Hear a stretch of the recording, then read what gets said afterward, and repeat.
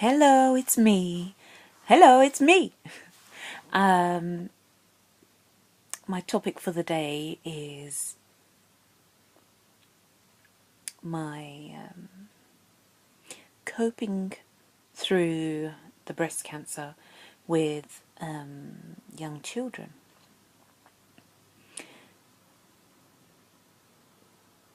When I was diagnosed originally, one of the first questions I was asked was, do I have any children? And oh my God, for me, someone who always wanted children, I was just so grateful to be able to say yes, because I just had this feeling that what they were basically saying is, you may not be able to have children. Basically, the chemotherapy would reduce my chances of naturally bearing children, as it was likely to bring on an early menopause. So I guess one point of it was, thank God I had children, and then my concerns instantly were, oh my God, I have children to look after. What am I going to do? What are they going to do? This is awful. This is awful for them. This is not, I don't want this to be their story. I don't want this to be, their, hey, my mum died when I was young story of cancer. So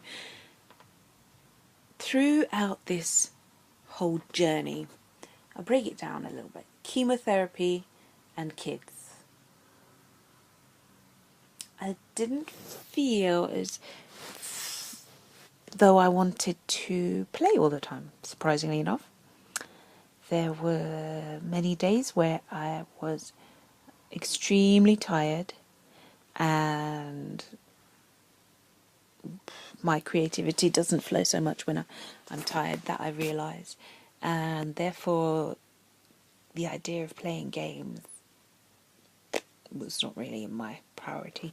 I was more interested in sleeping, if possible, a little nap for mummy, please.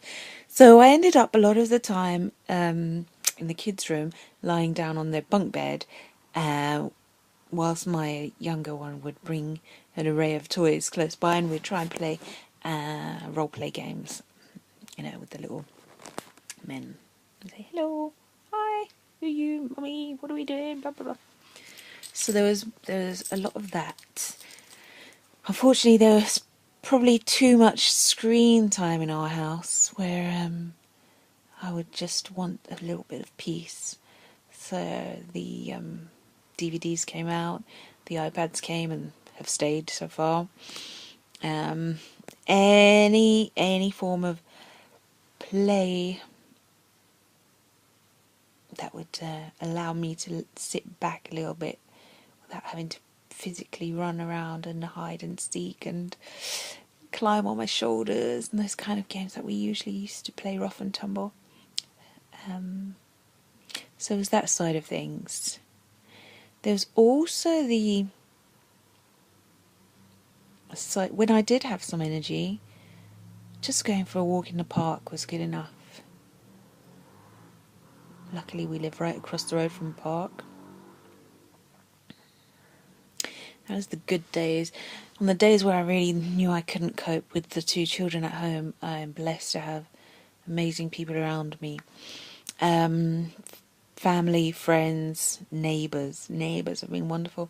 All helped out, whether it was just popping by really and asking how things were, made a big difference, because it broke up your day and you just snap back into, how are things? Why am I so stressed out today? Is it the kids' fault? What can I do about it?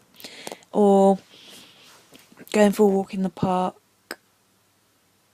with another and their children took a lot of pressure off of me, or just taking them out for half an hour, half a day. Brilliant. Great for the kids too. So there was that side of things. The kids actually forced me to get up every day, get washed, get dressed, get breakfast on the table, and function. While I was on chemo, I was still able to collect them from school. I was driving around. I was making sure I had plenty of rest in between, but I was still able to function. Okay, then there was the time following my operation where I actually decided, because my children are so playful and lively, after my operation, I remember being asked, was I ready to go home? And I almost felt a little bit anxious, because as much as I missed my children after being in hospital for like 7 days after the operation, I was worried that I would be going home all fragile and tense, and I wouldn't want the children to come near me, and I didn't want them to feel that they were being a hindrance or that they were causing me pain. I just felt so vulnerable. I actually opted to go elsewhere for a bit more rest for another 5 days, actually, until I'd got to grips with my body, my capabilities, got my head around a few things, and allowed myself a bit of space before actually going home. And the big difference it made for me was that when I did go home, I was literally, I was so excited. I was so excited. And I knew that they could give me a hug and it wouldn't hurt, basically. So that was the right thing for me to do. And when I got home, there was plenty of help from the kids were at school.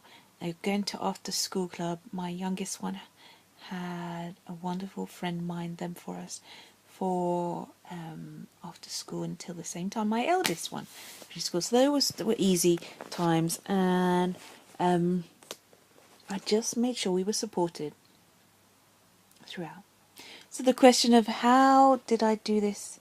How have I survived? How have I managed with 2 young children? The question really is, how would I have managed without my 2 young children? Because as much as some days may have seemed longer and harder work, without them, I think the hardest work would have been the mental work of finding a reason to get up and keep going and keep pushing through, and one foot in front of the other. So if you don't have children and you're having to face something like the breast cancer treatment plan, or you're just getting through some stuff and you're like, I've got nobody, and how can I feel? I feel so lonely. How do I do this by myself? My advice would be to find a reason. It's somehow very strange, but it's a fact that it's easier to achieve something on the behalf of someone else than it is on behalf of ourselves sometimes. So find a reason. If it's not nieces and nephews, or a member of family that looks up to you or relies on you, then find that reason to get up every day. Love you.